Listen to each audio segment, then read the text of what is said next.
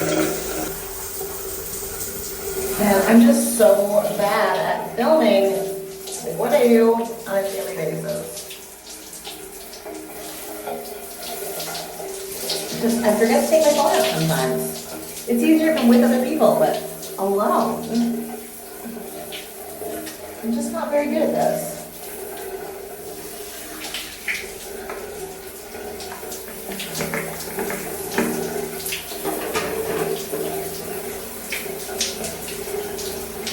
Oh, it's a belly rub. Oh, it's a belly rub.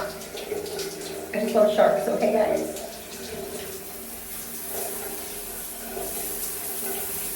You know, this is going to divide my audience, but if you don't have a shower head that you can move around and you can change the settings on and you can get it into places where there might be a need to clean, and the only option you have is a light trickle of water from way up above, I'm just not convinced that your crevices are clean enough. And I know half of you are going to be like, yeah, I agree, I invested in a good shower head. And half of you are going to be like, Sam, why are you picking on me? I use a washcloth.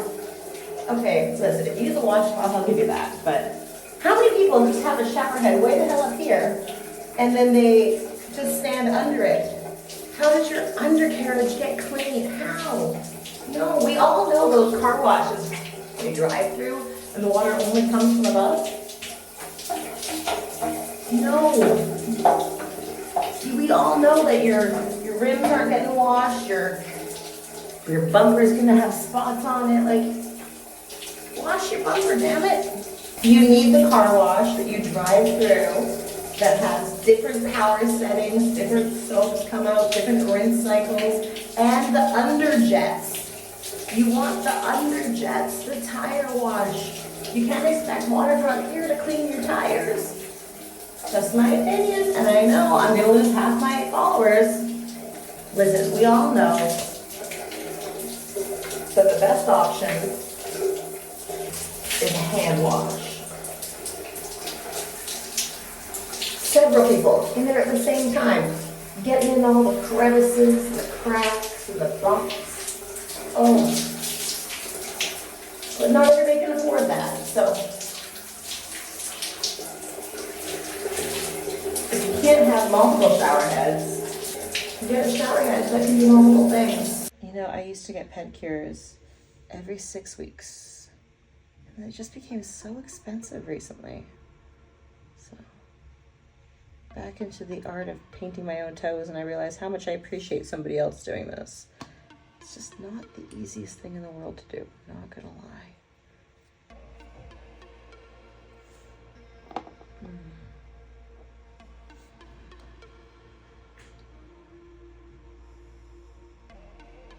I want my toes to look cute when I go to the pool.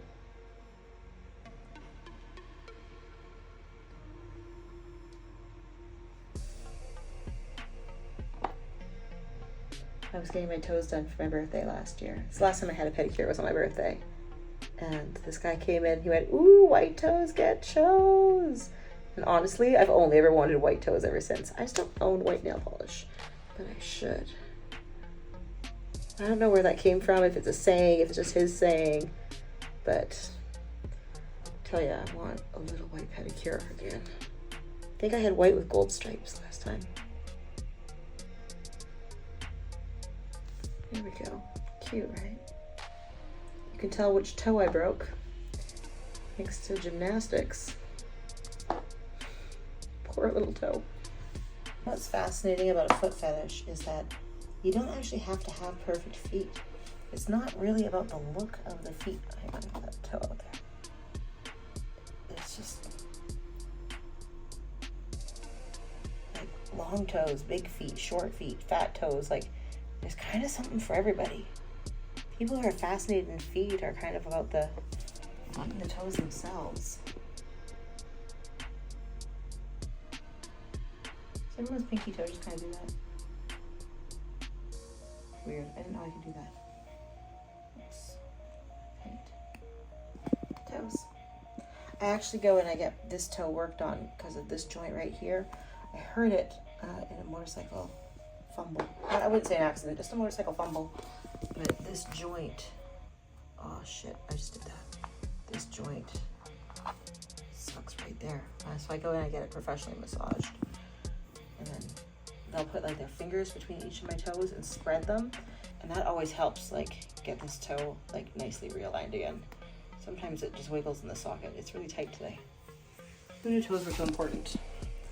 Back to the tanning salon today. You know, every Tuesday I go for an infrared sauna session, but the sauna was being repaired. Which makes sense because last week when I was there, I didn't even sweat. So hopefully next week it's back in action because when it works, it's amazing. So just a quick tan to warm up. I really could have done this by the pool at home today, but I was here anyways. You guys, if you watched my Christmas Vlogmas, you know how much I stress when mail comes because I'm just so afraid of whether or not I'm gonna get a green card and whether they're gonna let me be American. And I'm so afraid to get mail because I'm so afraid of like things going wrong. But here we are. Notice of toll evasion. Huh. When the hell did I do that? Pay online, $12. Toll amount, $7. Toll evasion penalty, $5. When did I go on a toll road? Oh, maybe that was when I was driving up to Oakland because Bay Area Fast Track. I was driving to Oakland and you know what, I didn't know where I was going. So yeah, taking the fast track by accident, probably pretty likely. Because I know where they are out here. I'm very careful. This piece of mail right here though. From the DMV. This is the first time I'm happy about mail from the DMV. Guys, it's hard. It's hard.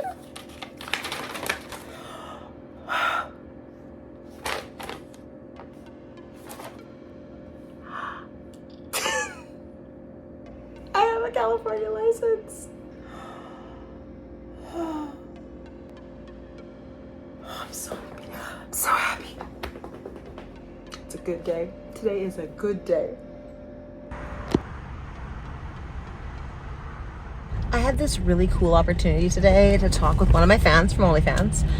He paid for a personal video Skype call and he wanted to talk about how he can be dominant because he's been picked on throughout his life. Now, a lot of times he'll have to take a break and like Google Translate because he speaks another language. But I just thought that was such a wonderful blessing to be able to like have that time and that education to be able to talk to a fan instead of just letting a guy flail on OnlyFans, like trial and error, throwing himself under the bus. Like he's seeking advice. And I was like, man, this is what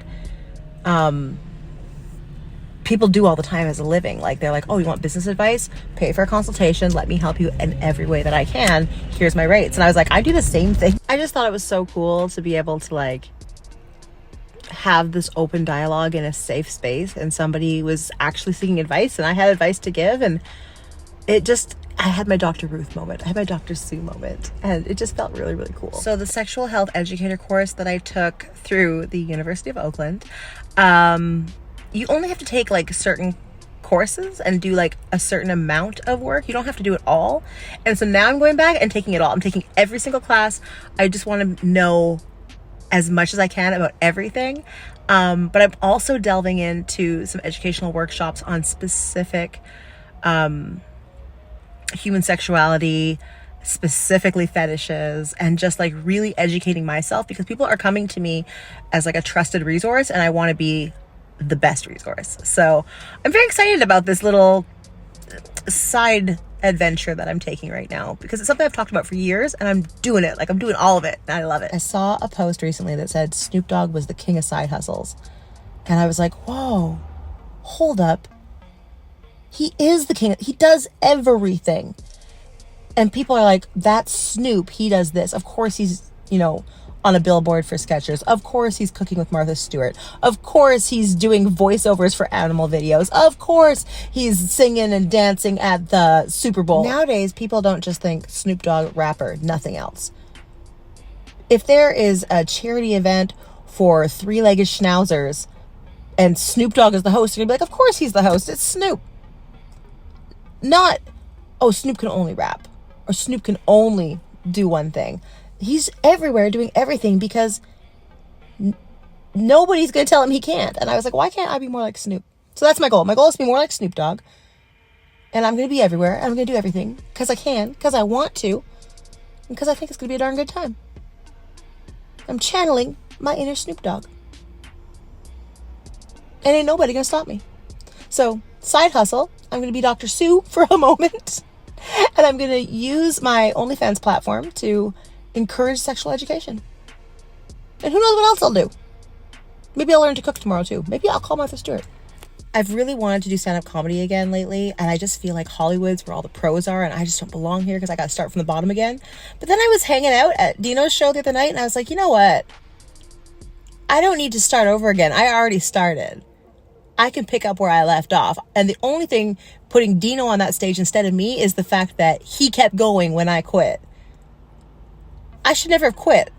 I should just followed through with the side hustle and then moved on to something else. But instead, I just paused and went and did other things. And I shouldn't have, because I could have been on that stage. Damn, I'm funny. Or at least people like looking at me and they applaud and they smile, and maybe it's nervous laughter because they haven't seen boobs like mine before. But either way, I get the same damn result. So I'm going to start using my connections because you know what? I'm here. I'm in Hollywood. Let's do it. Let's do everything. There's 110 days left. Let's do it all.